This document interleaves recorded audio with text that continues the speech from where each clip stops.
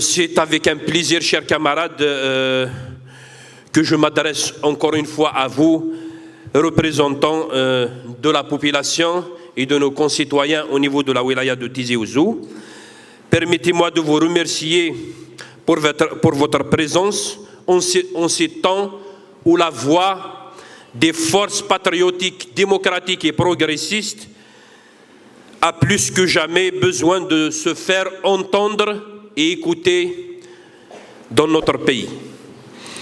En cette terre fière et millénaire, forteresse du nationalisme et bastion des luttes démocratiques, foyer de résistance et rempart éprouvé contre toutes les formes de domination, nous réaffirmons avec gravité notre loyauté pleine et entière envers la nation, ainsi que notre disponibilité à la défendre. Défendre notre pays pour le FFS, c'est préserver la mémoire collective contre le révisionnisme rampant, protéger la souveraineté nationale contre les pressions et les tentatives d'ingérence, et se dresser avec constance et responsabilité contre toutes les entreprises de division qui menacent l'unité et la cohésion de notre nation. En ces terres sacrées, je viens rappeler aujourd'hui une vérité transmise génération après génération, une évidence inébranlable, une réalité qui dépasse les tumultes de la dérision, une parole d'honneur face aux sirènes de la trahison. L'Algérie ne se négocie pas. L'Algérie ne se négocie pas dans son intégrité et dans son unité pleine et entière. Dans le moindre centimètre carré arraché de haute lutte et arrosé par le sang de millions de martyrs. Il est unie et indivisible, et il le demeurera pour toujours. Ni les Romains, ni les Vandales, ni les Byzantins, ni les Ottomans et encore moins les Français n'ont réussi à altérer cette unité. Avant même que le concept moderne de l'État existe, notre terre formait déjà un ensemble identifiable et uni. La Numidie, Soumassinissa, puis Jugurtha avaient posé les fondations d'une unité territoriale jalouse et farouche, rassemblant les populations amazighs d'Afrique du Nord, dans l'Algérie et la continuité historique. Ceux qui se dressent aujourd'hui contre cet ordre naturel et historique, qu'ils soient séparatistes ou anti-amazighs primaires, ont choisi de s'isoler du destin national et de s'aligner sur des agendas étrangers hostiles à l'Algérie. Tout comme ils ont tourné le dos à l'Algérie, les Algériennes et les Algériens, dans leur écrasante majorité, leur tournent le dos aujourd'hui. Donc ils ne parlent pas ni au nom des Algériennes et des Algériens, ni au nom des citoyens de Kabylie qu'ils ne représentent pas, ni au nom de notre histoire qu'ils ont renié, usurpé et falsifié. Ils ont renié tout ce que nos ancêtres ont scellé par le sang et le sacrifice. Ils ont renié les principes sacrés de Novembre et de la Sommam. Et ils ont renié les valeurs mêmes de notre société, la fidélité, la loyauté, la fraternité et la dignité. Ils représentent une secte sans base populaire, ni aucune légitimité. Il se manifeste à travers une lecture biaisée de l'histoire, une victimisation essentialiste permanente, un discours fascisant qui intimide, attaque et diffame quiconque ne partage pas sa vision. Ils sont la négation même de la mazérité qu'ils ont reniée après l'avoir longtemps instrumentalisée. Et qu'on ne vient pas dire aujourd'hui qu'il s'agit d'une simple opinion exprimée. Non. Nous refusons et nous combattons depuis longtemps leurs dérives sans limite. Et lorsqu'on s'aligne sur les projets de puissance étrangère visant à fragmenter le pays, l'affaiblir, à l'encercler, à l'isoler, lorsqu'on choisit la voie de déshonneur plutôt que celle de la lutte démocratique, on sort du champ du débat pour entrer dans celui de la forfaiture. Le séparatisme, appelons les choses par leur nom, le séparatisme ne relève pas de l'opinion pour nous au FFS, c'est de la haute trahison, ni plus ni moins. Même chose pour les anti-amazirs et les anti-kabyles primaires qui versent leur venin aujourd'hui contre l'un des éléments fondateurs de la nation algérienne. Ici, entre ces montagnes de Djurdjura, qui ont entendu les chants de la liberté, les cris des martyrs et le serment de novembre de la Sommam, nul mensonge, nul imposteur, nulle trahison ne peut espérer prendre racine. Chers amis, chers camarades, au FFS, notre conviction est connue de tous et par tous. Nous ne pouvons pas parler d'Algérie sans parler de la Kabylie, son cœur battant. Et nous ne percevons pas la Kabylie en dehors du destin national algérien. Nous avons fait de cette déclaration de Mouloud Ma'amri un credo où il disait: quand je travaille à la berbérité, c'est à l'algérianité que je travaille. Donc, quand nous travaillons la mazirité, quand nous travaillons l'unité dans notre société et dans notre pays, c'est à l'algérianité que nous travaillons. Quand nous défendons la démocratie, quand nous défendons la pluralité, c'est à l'algérianité que nous travaillons. Quand nous défendons l'état de droit qui devrait garantir tous les droits et toutes les libertés de nos concitoyens, c'est à l'algérianité que nous travaillons.